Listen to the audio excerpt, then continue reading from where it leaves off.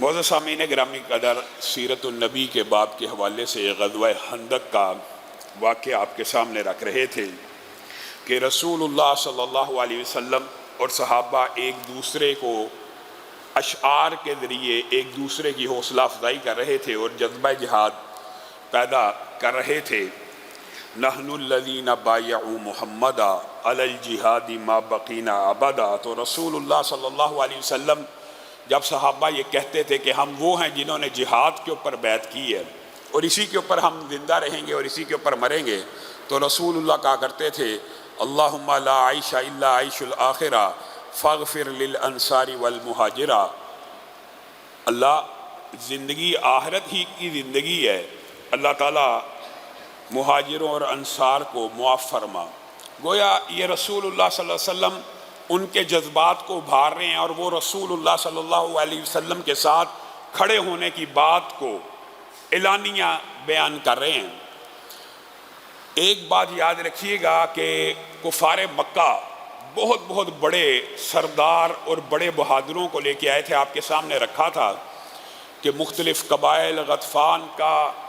طلحہ اسدی کا، وغیرہ وغیرہ، لیکن 5 بہادر ایسے بھی تھے جن کو عرب میں یک ہزاری کہا جاتا تھا اردو ترجمے کے اعتبار سے، کہ ایک بندہ 1000 بندے کے اوپر بھاری ہے۔ وہ 5 عرب کے مشہور پہلوان اور سپہ سالار، ان میں سے ایک عمر بن عبد ود بھی تھا، نوفل بھی تھا، اکرمہ بن ابی جہل بھی تھا، حبیرہ بھی تھا، زرار بھی تھا۔ یہ 5 عربوں کے مشہور بہادر، اور ان میں سے بھی جو سب سے بڑا بہادر تھا وہ عمر بن عبد ود تھا۔ آپ کے سامنے رکھا کہ رسول اللہ صلی اللہ علیہ وسلم نے خندق کی چوڑائی 7 میٹر کے قریب کر دی تھی کہ کوئی گھوڑا بھی جست لگا کے اس کو پار نہ کر سکے، لیکن ان 5 نے آپس میں پلاننگ کی اور انہوں نے کہا یار یہ تو بڑا عجیب معاملہ ہو گیا، اتنا سفر کر کے آئے ہیں اور اب دو بدو جنگ کا موقع بھی نہیں مل رہا، 21 میٹر کی یہ جو کھائی ہے، ہم تو یک ہزاری ہیں، 1000 کے اوپر باری ہیں، تو گھوڑوں کو تیز رفتاری سے اس خندق کو پار کرانے کی کوشش کرتے ہیں، اور وہ واقعی بہادر تھے۔ اور آپ حیران رہ جائیں گے کہ یہ جو خندق کا آپ کو بتایا تھا کہ بنائی اس لیے گئی تھی کہ بڑی تعداد میں لشکر آگے آئے تو تیر مارا جائیں اور وہ بھاگ جائے۔ بڑی کوشش کی کفار مکہ نے، 100 200 300 500 دستے آتے، خندق کو عبور کرنے کی کوشش کرتے، جیسے ہی خندق میں اترتے اوپر سے تیر آتے، بھاگنا پڑ جاتا، اور یہ حکمت عملی کامیاب جا رہی تھی۔ تو ان 5 نے سوچا کیا کیا جائے، تو انہوں نے عہد کیا کہ ہم اکٹھے جست لگا کے پار کرتے ہیں اور مسلمانوں کو وہاں جا کے دو بدو مقابلے کی دعوت دیتے ہیں، حملہ لشکر کے اوپر نہیں کرتے۔ دیکھیں یہ بھی ایتھکس تھے جنگوں کے، کہ جب کوئی بندہ آ کے یہ کہے کہ میں پورے لشکر کی بجائے تنہا دو بدو، تم میں کوئی بہادر ہے جو میرے سے مقابلہ کرے، تو اس کے اوپر لشکر حملہ آور نہیں تھے ہوا کرتے، پھر اس کے لیے مقابلے کے لیے ایک شخص ہی نکلا کرتا تھا۔ تو ان دونوں نے مسلمانوں کی ویسے بھی اخلاقی جو حالت تھی وہ بہت بلند اور اعلیٰ تھی، انہوں نے یہ سمجھ لیا کہ ہم 5 اگر جست لگا کے خندق کو پار کریں گے تو سارا لشکر ہمارے اوپر حملہ آور نہیں ہوگا، ہم فوری اعلان کریں گے ہے کوئی بہادر جو ہم سے تنہا دو بدو مقابلہ کر لے۔ ان کی یہ حکمت عملی کسی حد تک کامیاب ہوئی۔ کس حد تک، وہ سنیے کہ صرف جست لگانے میں اور خندق پار کرنے میں یہ 5 بہادر کامیاب ہو گئے۔ انہوں نے جو پیکٹ کیا تھا، اور اترتے ہی عمر بن عبد ود نے سب سے پہلے یہ کہا کہ ہم دو بدو جنگ کرنا چاہتے ہیں۔ دو بدو سے مراد 1 on 1، ایک کے مقابلے میں ایک۔ ہمارا مقابلہ ایسے نہ کیا جائے کہ ہم 5 ادھر آگے ہیں تو آپ 3000 ہمیں گھیر کے مار دیں، تو یہ کوئی بات نہ ہوئی۔ اب ہم نے جرت کر کے، ہمت کر کے اگر خندق کو پار کیا ہے، تو عمر بن عبد ود نے، آپ کو پتہ یہ بہت بڑا پہلوان تھا، بلکہ عربوں میں اس سے بڑا، قریشیوں میں اور ان کی طرف سے اس سے بڑا پہلوان یہ ان 5 میں بھی سب سے بلند رتبے کے اوپر تھا، شاہ سواری میں، طاقت میں، تجربے میں، مہارت میں۔ اور اس کو یہ زوم تھا کہ کوئی بھی مسلمان خاص طور پہ میرے مقابلے میں میرے نام کی دہشت اور وحشت سے گھبرا کے میرے سامنے نہیں آئے گا۔ اور اس نے سب سے پہلے للکارا، جس کو ہم اردو میں کہتے ہیں للکارا، ہمارا ہے کوئی بہادر، مسلمانوں تم میں کوئی ہے جو میرا مقابلہ کرے۔ اچانک 5 بہادروں کی اس جست نے اور آمد نے مسلمانوں کے اندر کچھ نہ کچھ ہیبت پیدا کر دی، اور ایک دم جب اس نے آواز بلند کی تو مسلمان فوری طور پہ جواب نہ دے سکے۔ پھر اس نے کہا، تو علی بن ابی طالب نے کہا کہ میں ہوں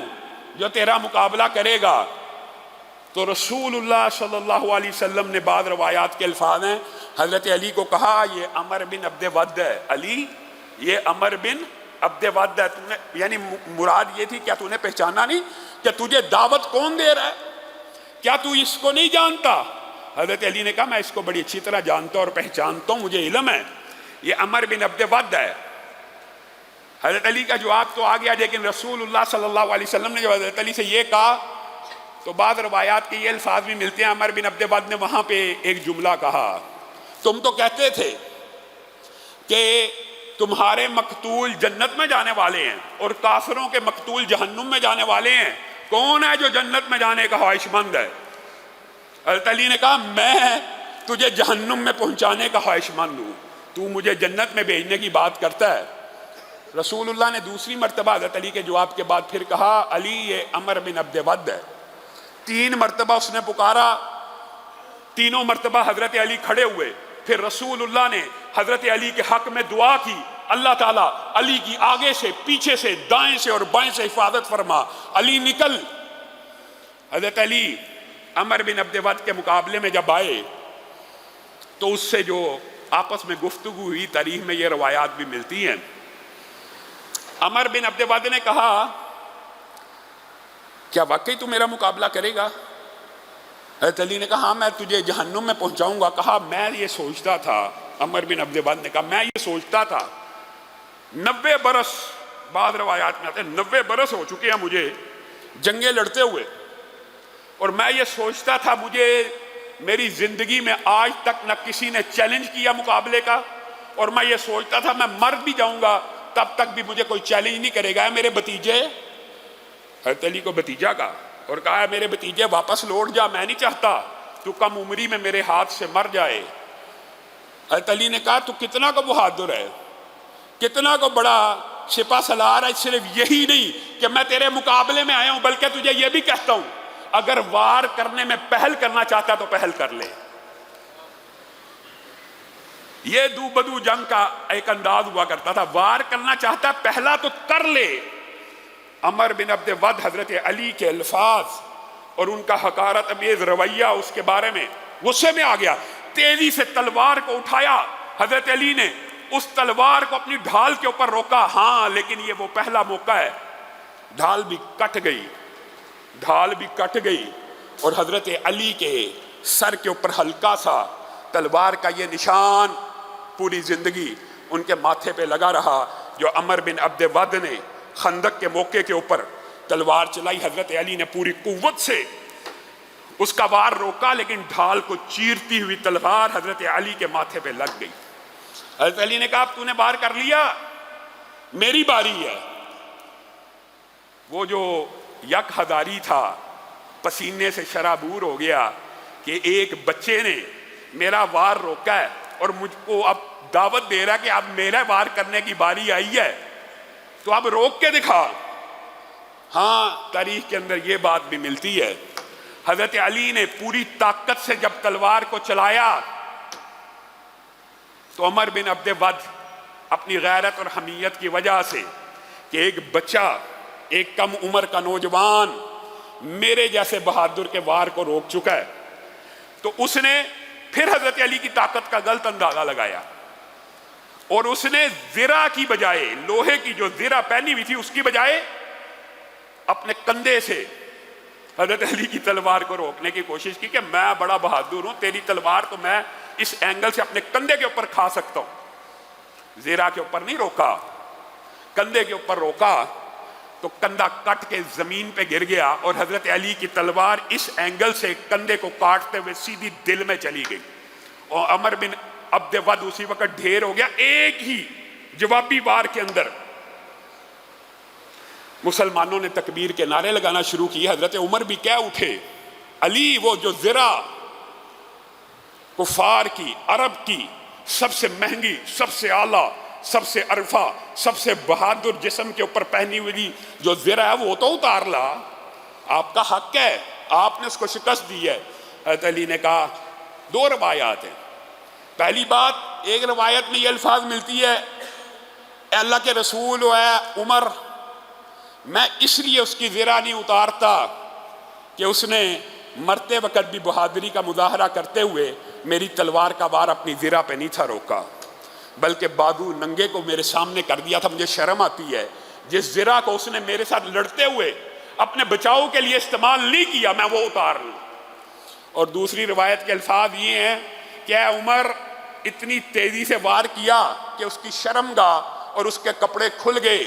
اور وہ برہنہ ہو گیا، اور کسی برہنہ آدمی کی زرہ اتارتے ہوئے میں علی حیا محسوس کرتا ہوں۔ یہ اخلاقی کیفیت ہے، یہ رسول اللہ صلی اللہ علیہ وسلم کے ماننے۔ دوسرا نوفل تھا، یہ بھی بڑا بہادر تھا، حضرت زبیر نے 1 سیکنڈ کے اندر اندر اس کی گردن کو اس کے تن سے جدا کر دیا۔ یہ 5 بہادر آئے تھے کہ ہم 5 ہزاری ہیں، ہمارا مقابلہ کون کرے گا؟ جب نوفل کو زبیر نے قتل کر دیا تو اکرمہ بن ابی جہل، حبیرہ اور ضرار فرار ہو گئے واپس گھوڑے کے اوپر، اور مسلمانوں کے لشکر میں تکبیر اور اللہ اکبر کی صدائیں گونجنے لگیں کہ عرب کے بہت بڑے بڑے جرنیل آئے تھے، 5 میں سے 2 مر بھی گئے اور 3 فرار ہو گئے۔ مسلمانوں کے اندر ایک خوشی کی، ایک سرشاری کی، ایک فتح کی جو کیفیت تھی وہ ڈیولپ ہو گئی۔ اسی موقع کے اوپر حضرت زبیر نے اچانک رسول اللہ صلی اللہ علیہ وسلم کو جب یہ اطلاع دی کہ بنو قریظہ نے بھی آپ سے غداری کر لی یا یہودیوں کی باتوں میں آ گئے ہیں، تو نوفل کو قتل کرنے کے اوپر اور یہ اطلاع اور یہ جاسوسی کے حضرت زبیر بہت بڑے جرنیل تھے، جس طرح حضرت علی مسلمانوں کے بہت بڑے جرنیل تھے، حضرت زبیر بھی تھے۔ تو حضرت زبیر کو رسول اللہ صلی اللہ علیہ وسلم نے یہ جو حدیث ہے اس موقع پہ کہی تھی۔ ہر نبی کا ایک حواری ہوتا ہے، ہر نبی کا ایک حواری ہوتا ہے۔ وہ حواری کا واقعہ سارا آپ حضرت عیسیٰ کا جانتے ہیں، 12 حواریوں کا۔ گویا یہ حواری وہ ہوتے ہیں جس طرح صدیق اکبر صدیق ہوتا ہے کہ لقب ہے، ایک اعزاز ہے، حواری ہونا بھی ایک اعزاز ہے، اور رسول اللہ نے یہ اعزاز سیدنا زبیر کو دیا کہ ہر نبی کا ایک حواری ہوتا ہے، اور میرا حواری زبیر ہے۔ یہ زبیر کو یہ مقام حاصل ہوا، اور اسی لیے حضرت علی نے بھی جب ان کا سر کاٹ کے ایک ظالم حضرت علی کے پاس لایا تھا، حضرت علی کے لشکر میں تھا، لایا تھا، تو حضرت علی نے کہا تھا اے زبیر کو قتل کرنے والے، تجھے جہنم کی بشارت ہو، تجھے جہنم کی۔ وہ سمجھا تھا مجھے مال و متاع ملے گا، انعام ملے گا، میں علی کے لشکر کی طرف سے اس عشرہ مبشرہ صحابی کو شہید کر کے آیا ہوں، تو میں انعام کا حقدار ہوں گا۔ حضرت علی نے تو پہلے ہی کہہ دیا تھا میرے مقتول معاویہ کے مقتول دونوں جنتی ہیں، اور جس نے قتل کیا صحابی کو، حواری رسول کو، سیدنا علی نے اس موقع کے اوپر یہ حدیث پڑھی تھی، تجھے جہنم کی بشارت ہو۔ ان کانوں نے رسول اللہ سے سنا تھا ہر نبی کا ایک حواری ہوتا ہے، اور میرا حواری زبیر ہے۔ سیاسی اختلاف کی بنیاد کے اوپر طلحہ و زبیر، آپ کو پتہ ہے سیدنا عثمان کے قصاص والے گروہ میں شامل تھے، اور یہاں پہ وہ شہید بھی ہوئے۔ خیر، رسول اللہ صلی اللہ علیہ وسلم کو جب بنو قریظہ سے بھی غداری کی اطلاعات آنا شروع ہوئی تو آپ نے 200 اور 300 افراد کے اوپر مشتمل 2 دستے متعین کیے جو خندق سے جاتے تھے مدینہ منورہ، اور مدینہ منورہ پہنچ کے اللہ اکبر کے نعرے لگاتے تاکہ ان کی آوازیں بنو قریظہ کے جاسوس اپنے قلعوں تک پہنچا دیں، یا بعض روایات میں آتا ہے ان کی آوازیں ان کے قلعوں تک پہنچ جائیں۔ پھر دوسرا قافلہ جاتا 200 بندے کا، پھر دوسرا قافلہ جاتا 300 بندے کا۔ بار بار مدینہ کی پہرےداری کا بھی رسول اللہ صلی اللہ علیہ وسلم نے خوب انتظام کیا کہ یہاں سے کفار ہمیں گھیرے میں لیے ہوئے ہیں، پیچھے سے یہودیوں نے ہمارے ساتھ منافقت کر دیا اور غداری کا ارتکاب کر لیا۔ تو رسول اللہ صلی اللہ علیہ وسلم نے مدینہ کو بھی خالی نہ چھوڑا، بار بار بھیجتے گئے۔ پھر یہاں پہ آپ کے سامنے رکھا تھا کہ رسول اللہ صلی اللہ علیہ وسلم نے جس طرح صحابہ نے بھوک برداشت کی، رسول اللہ نے بھی کی، اور رسول اللہ ایک دن بھوک کے عالم میں، یہ خندقی کا واقعہ مشہور جو آپ نے سنا ہے اور آپ کے سامنے پہلے معجزات کے باب میں تفصیل سے رکھا تھا، صرف آپ کو یاد دہانی کے طور پہ یاد کروانا چاہتا ہوں۔ حضرت جابر نے رسول اللہ کی حالت کو دیکھا کہ رسول اللہ بھوک سے نڈال ہیں، خندق کھود رہے ہیں، غبار آلود جسم ہے، صحابہ کی مدد کر رہے ہیں، صحابہ رسول اللہ کی ہیلپ کر رہے ہیں، بہت زیادہ بھوک ہے، بھوک کی شدت ہے۔ تو گھر چلے گئے، اپنی بیوی کو کہا اللہ کے رسول کو آج میں نے دیکھا ان کی حالت جو ہے نا ناگفتبے، وہ بہت زیادہ بھوک سے نڈال محسوس ہوتے ہیں، یہ تو جو بکری کا چھوٹا سا جانور گھر میں موجود ہے اس کو ذبح کر، کچھ روٹیاں بنا، تو میں چپکے سے رسول اللہ کو لے کے آ رہا ہوں۔ ٹھیک ہے میں سالن پکاتی ہوں، میں روٹی پکاتی ہوں، آپ رسول اللہ کو لے آئیے۔ حضرت جابر بھی خاموشی سے چپکے چپکے رسول اللہ کے قریب ہوئے، اللہ کے رسول گھر میں کچھ تھوڑا سا کھانا پکا ہے، آپ تشریف لے آئیے۔ رسول اللہ صلی اللہ علیہ وسلم نے حضرت جابر سے پوچھا کیا پکا ہے؟ حضرت جابر نے کہا ایک کچھ سالن ہے اور ایک روٹی ہے۔ رسول اللہ صلی اللہ علیہ وسلم نے جابر کو کہا کہ میرے آنے تک ذرا انتظار کرنا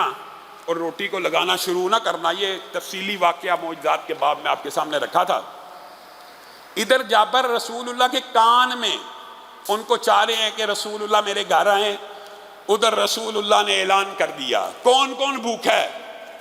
1000 افراد نے ہاتھوں کو کھڑا کر دیا، 1000، 3000 میں سے 1000۔ رسول اللہ صلی اللہ علیہ وسلم نے کہا اب 1000 بندے کا ہاتھ کھڑا ہوا ہو، رسول اللہ نے کہا تم سب کی جابر نے دعوت کی ہے، چلو چند روٹیاں تھوڑا سا سالن،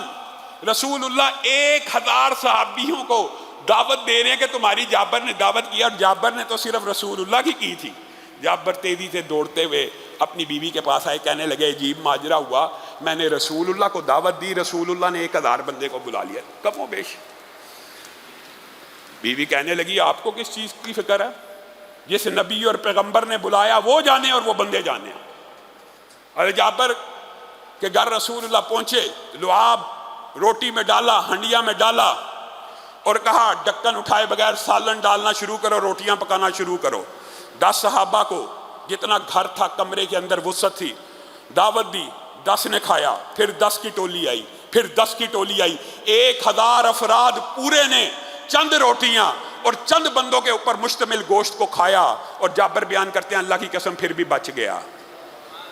اور ہم لوگوں کو بانٹنے لگے، ہمسایوں کو دینا شروع ہو گئے، بڑی مشکل سے وہ کھانا ختم ہوا۔ یہ رسول اللہ کے معجزات کے ابواب میں سے ایک باب یہ بھی ہے خندق کے موقع کے اوپر، دوسرا یہی وہ موقع ہے کہ جہاں پہ رسول اللہ صلی اللہ علیہ وسلم نے ضربیں لگائیں 3، ایک چٹان تھی ٹوٹتی نہیں تھی، رسول اللہ کو بلایا گیا کہ ہم میں سے کسی سے نہیں ٹوٹتی، یہ بھی یاد رکھیے۔ بعض لوگوں کے ذہن میں شاید کوئی کنفیوژن ہو، رسول اللہ صلی اللہ علیہ وسلم اپنے لشکر میں نہیں، اس وقت دنیا میں سب سے بڑے طاقتور تھے، اور رسول اللہ جب بھی کوئی مشکل ہوتی، آپ اندازہ کیجئے ہمارے یہاں پہ سپہ سالار کا جو معاملہ ہوتا ہے وہ کیا ہوتا ہے کہ سپہ سالار سب سے پیچھے ہوتا ہے، حملہ کرنے جائے، اور پیچھے سے کمانڈ اینڈ کنٹرول سسٹم سنبھالتا ہے، اور واپسی کے اوپر سب سے آگے ہوتا ہے۔ رسول اللہ کی یہ سنت ہے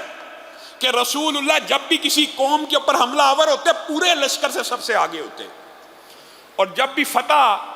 یا جنگ سے واپس لوٹتے سب سے آخر میں ہوتے۔ اور یہ رسول اللہ صلی اللہ علیہ وسلم نے پہلے بھی کہا، آپ کے سامنے یہ حدیث رکھی ہے، ساقل قوم یاخرہم شربا۔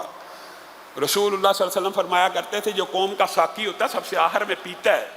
سب سے آخر میں کھاتا ہے۔ یہ وہ بہادر جرنیل ہیں، یہ بہادر سپاہ سالار ہیں، صحابہ سے ایک چٹان نہیں ٹوٹ رہی، کسی سے نہیں ٹوٹی، اللہ کے رسول کے پاس ہے، اللہ کے رسول وہ نہیں ٹوٹتی، مراد یہی ہے آپ آ کے توڑ دیجیے۔ رسول اللہ نے کلہاڑا اٹھایا، پتھر کو مارا، پتھر میں سے ایک چنگاری نکلی، جیسے لوہا اگر پتھر کے ساتھ ٹکرائے تو چنگاری نکلتی ہے۔ رسول اللہ صلی اللہ علیہ وسلم فرمانے لگے میں نے اس روشنی میں یمن کے محلات کو دیکھا ہے۔ دوسری کلہاڑی ماری، کہا میں نے فارس کے محلات کو دیکھا ہے۔ تیسری کلہاڑی ماری، کہا میں نے شام کے الحمراء محلات کو دیکھا ہے۔ دیکھیے جس وقت بندے کا عالم یہ ہو کہ ارد گرد 10,000 کا لشکر موجود ہو، بھوک اور افلاس ہو، شکست کے بظاہر پوری طرح اثرات ہوں، اس وقت کوئی جرنیل اور سپہ سالار کہہ رہا ہو یمن فتح ہو گیا، شام فتح ہو گیا، فارس فتح ہو گیا، یہ صحابہ کا ایمان تھا، جنہوں نے یہ وعدہ سنا تو ان کا ایمان بڑھ گیا اور کہنے لگے جو اللہ نے ہم سے وعدہ کیا وہ یہ ضرور سچا ہوگا۔ اور منافقین کہنے لگے یار یہ ہم یہاں سے جیت نہیں رہے اور یہ شام کی فتوحات کی باتیں کر رہے ہیں، یہاں پہ ہمیں اپنی جان کے لالے پڑے ہوئے ہیں اور یہ فارس کی فتوحات کی باتیں کر رہے ہیں۔ آپ بتائیے الحمراء اگر مراد اندلس کا الحمراء ہو تو کب فتح ہوا؟ بنو امیہ کے دور میں۔ اور یہ ساری فتوحات رسول اللہ صلی اللہ علیہ وسلم نے خندق کے موقع کے اوپر دیکھ لی، کس طرح دکھائی اللہ جانتا ہے، لیکن آج ٹیکنالوجی کا ایک دور ہے کہ بندہ احساس کر سکتا ہے۔ آپ کو ویڈیو ریکارڈنگ کے اندر ماضی کا کوئی واقعہ دکھایا جا سکتا ہے تو مستقبل کا بھی دکھایا جا سکتا ہے، اللہ کے ہاں کوئی مشکل نہیں ہے۔ تو رسول اللہ صلی اللہ علیہ وسلم کے سامنے اس لائٹ اور اس چنگاری میں یہ تینوں محلات کر دیے اور مسلمانوں نے اور صحابہ نے من وعن اس کے اوپر یقین بھی کر لیا، منافقوں نے نہ کیا۔ رسول اللہ صلی اللہ علیہ وسلم کی ضرب سے وہ پتھر بھی چکنا چور ہو گیا اور رسول اللہ صلی اللہ علیہ وسلم امت کو یہ بشارتیں بھی دے رہے ہیں۔ اب اللہ کا کرنا ایسا ہوا کہ تیز رفتار آندھی، ٹھنڈی برف، حضرت حذیفہ خود بیان کرتے ہیں کہ اتنی سخت ہوا چلی، یہ 24 اور بعض روایات میں جو راجع بات ہے 24 دن کا محاصرہ تھا، 24ویں دن اتنی تیز ہوا چلی، حضرت حذیفہ کہتے ہیں اس رات رسول اللہ صلی اللہ علیہ وسلم نے آواز دی کون ہے جو خندق پار کر کے دشمنوں کے لشکر کا حوال بتائے گا؟ سب صحابہ سردی سے ٹٹر رہے تھے اور کسی کو جرأت نہ بھی، تو رسول اللہ صلی اللہ علیہ وسلم نے کہا قم اے حذیفہ کھڑے ہو جاؤ اور جاؤ پتہ لے کے آؤ، لیکن ایک بات یاد رکھنا کوئی حرکت ایسی ویسی نہیں کرنی کہ مسلمان کسی مصیبت میں پڑ جائیں۔ حضرت حذیفہ کہتے ہیں اتنی شدید سردی تھی، رسول اللہ کا حکم سنتے ہی جیسے میں اٹھا اور جانے کا ارادہ کیا مجھے ایسے لگا میں گرم حمام میں چل رہا ہوں، گرم حمام۔ یہ معجزات کا باب ہے، غزوہ خندق نشانیوں کا باب بھی ہے۔ اور حذیفہ کہتے ہیں پھر میں اتنے آرام سے اتنے سکون سے ان کے لشکر میں داخل ہوا، کہا میرے سامنے ابو سفیان کی کمر آئی اور میرا دل کیا میں تیر چلا دوں اور اس کی جان کو لے لوں، لیکن رسول اللہ کی نصیحت مجھے یاد آئی کہ رسول اللہ نے مجھے کہا ہے کوئی ایسے کام نہ کرنا کہ مسلمان آزمائش میں پڑ جائیں۔ کہا ابو سفیان بھی ایسے زیرک تھے، ایسے دانش مند اور عقل مند تھے، میری موجودگی کو بغیر کسی آواز کے بھی بھانپ لیا اور کہنے لگے دیکھو کوئی لگتا ہے لشکر میں داخل ہو گیا ہے، ہر شخص اپنے ساتھ بیٹھنے والے شخص کا ہاتھ پکڑ لے اور اس سے پوچھ لے کون ہے۔ حضرت حذیفہ کہتے ہیں میں نے سوچا اس سے قبل کہ میرے ساتھ جو کھڑا ہے وہ میرا ہاتھ پکڑے، میں نے تیزی سے اس کا ہاتھ پکڑ کے کہا کون ہے تو؟ کہا یہ میری تدبیر کامیاب ہو گئی اور وہ مجھ سے نہ پوچھ سکا۔ اور ابو سفیان نے یہ گفتگو کی ساری کی ساری کہ سردی پھیل گئی ہے، ٹھنڈ ہو چکی ہے، دیگیں الٹ چکی ہیں اور گھوڑے اور اونٹ مر رہے ہیں، ہمیں اب کوچ کر جانا چاہیے۔ اور اس کی ابو سفیان نے 2 وجوہات بھی بیان کی، اور ان وجوہات کو بیان کرنے سے قبل وہ واقعہ بھی آپ لوگوں کو پتہ ہونا چاہیے۔ رسول اللہ صلی اللہ علیہ وسلم نے نعیم بن مسعود رضی اللہ تعالیٰ عنہ کو اسی جنگ میں یہ جملہ کہا تھا جو مشہور ہے، نعیم تیرا قبیلہ جو ہے وہ نہیں جانتا کہ تو مسلمان ہو چکا، تو واحد شخص ہے کہ تیرے قبیلے کے نزدیک تو مسلمان نہیں ہے، ہمیں تو معلوم ہو گیا تو مسلمان ہے، تو جا کے کوئی ایسی چال چل کہ غطفان قبیلہ قریشی یہودی آپس میں لڑ پڑے۔ یہاں پہ رسول اللہ صلی اللہ علیہ وسلم سے نعیم بن مسعود نے اجازت مانگنا چاہی تو رسول اللہ صلی اللہ علیہ وسلم نے کہا تھا ان الحرب خدعۃ، بے شک جنگ دھوکے کا نام ہے، جنگ کے اندر خلاف حقیقت بات کرنا یہ شرعی طور پہ جائز نہیں ہے، مستحب بن جاتا ہے کہ رسول اللہ کا حکم ہے۔ نعیم بن مسعود کو یہ جو اجازت دی تھی کہ جنگ دھوکے کا نام ہے، یہ صرف نعیم بن مسعود کے ساتھ خاص نہیں ہے، یہ مسلمانوں کے لیے قیامت تک کے لحاظ ہے کہ جب کفار کا لشکر حملہ آور ہو جائے پروپوگنڈا وار کی اجازت ہے، پروپوگنڈا کیا جا سکتا ہے خلاف حقیقت مبالغہ اپنے لشکریوں کی تعداد میں وغیرہ۔ تو نعیم بن مسعود نے جا کے ابو سفیان کو اور قریش مکہ کو یہ بات کہی تھی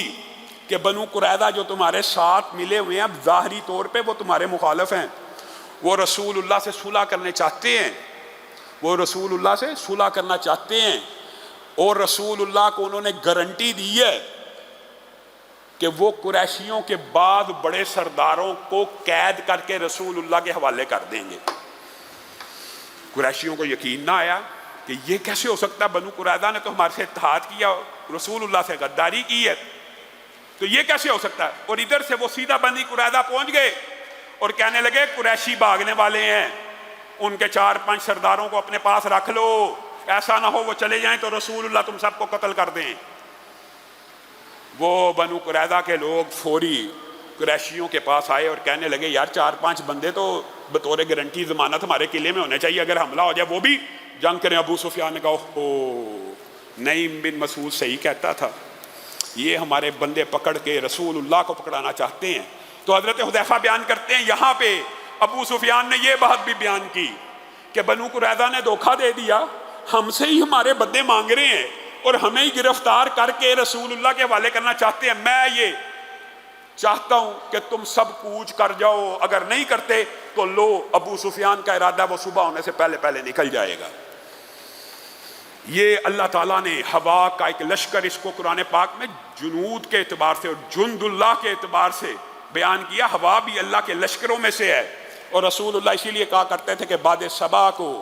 میرے لیے رحمت بنا کے بھیجا، اور یہ کفار کے لیے ایسی زحمت ثابت ہوئی، اتنی ٹھنڈ ہوگی کہ سردی کا عذاب برداشت نہ کر سکے، 24 دن کا محاصرہ، خندق پار نہ ہوئی، بڑے 2 سپہ سالار دو بدو جنگ میں مارے گئے تو حوصلے پست ہو گئے، اور ابو سفیان نے یہاں سے واپس لوٹنے کا ارادہ کیا۔ انشاءاللہ یہاں سے رمضان کے بعد اپنی گفتگو کا آغاز کریں گے۔ اگلا جمعہ رمضان کی تیاری کے حوالے سے آپ کے سامنے رکھیں گے۔ آپ کو علم ہے کہ اگلا جمعہ رمضان سے قبل آخری جمعہ ہوگا، تو انشاءاللہ اس میں رمضان کے حوالے سے گفتگو کریں گے۔ بس آپ ساتھیوں کی توجہ اس بات کی طرف مبذول کروانی ہے کہ اتنا عظیم الشان مہینہ آنے والا ہے، نیکیوں کا ایسا موسم بہار آنے والا ہے کہ اسلاف 6 ماہ اس مہینے میں پہنچنے کی دعا کیا کرتے تھے اور کہا کرتے تھے اللہ ہمیں اس وقت تک موت نہ دینا جب تک ہم رمضان نہ دیکھ لیں۔ 6 ماہ بھی رہتے تھے، اب تو گنتی کے چند دن باقی ہیں اور رمضان کا مہینہ آنے والا، کمر کو کس کے نیکیوں کے اعمال کی ٹریننگ اور تربیت ساری کی ساری شعبان میں ہو جانی چاہیے، اور نیکیوں کے بہت سے اعمال جو رمضان میں کرنے ہیں انشاءاللہ اس کے حوالے سے بھی چند گزارشات کو آپ کے سامنے رکھیں گے، رمضان کے اندر بھی اور اس سے پہلے بھی۔ لیکن آج آپ کے سامنے ایک اپیل یہ کرنا چاہتا ہوں کہ رمضان کے اندر آپ کو پتہ یہاں پہ ہزاروں افراد سحری اور افطاری کرتے ہیں، ملکی حالات آپ لوگوں کے سامنے ہیں،